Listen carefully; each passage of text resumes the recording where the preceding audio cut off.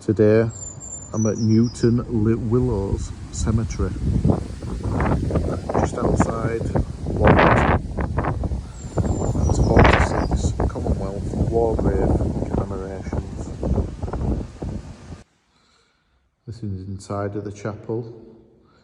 There's a tribute to the local fallen.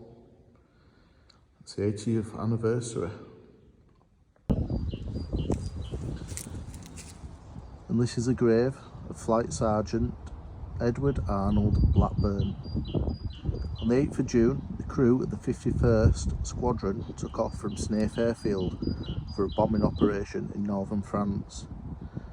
On the return, the weather was poor and the airfield was congested, so several of the returning aircraft were diverted to alternative airfields. Edwards was told to head to Driftfield Airfield. Due to atrocious weather, they crashed into the Yorkshire Wolds. Amazingly, there were 7 crew on board. 6 of them was killed, 1 did survive, the tail gunner. Sadly, amongst those killed was Edward, aged just 26. After visiting the chapel, I did find a picture of Edward, which I will include after this video.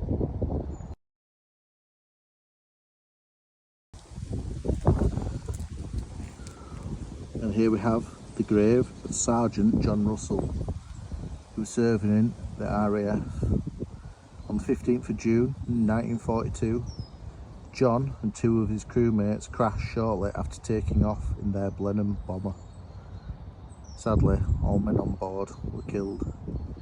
He was aged just 26. By sheer luck, I did find a picture of John, which I will include after this video.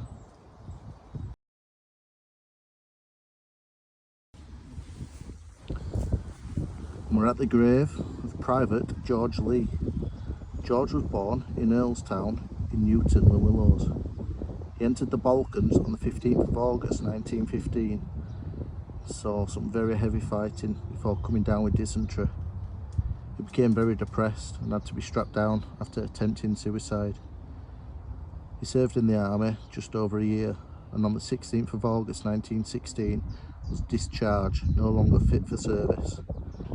He sadly died on the 7th of January 1917, aged 29.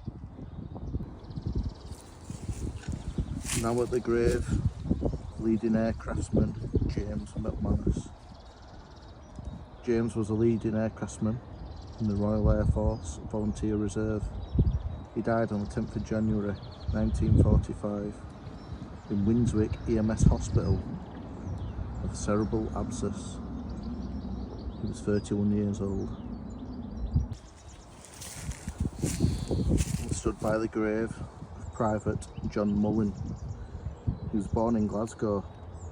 In 1944 he was serving overseas, and on the 20th of September he was wounded and returned home. On the 26th of December he died of those wounds, aged just 19. But his family couldn't enjoy Christmas that period. Probably couldn't ever again.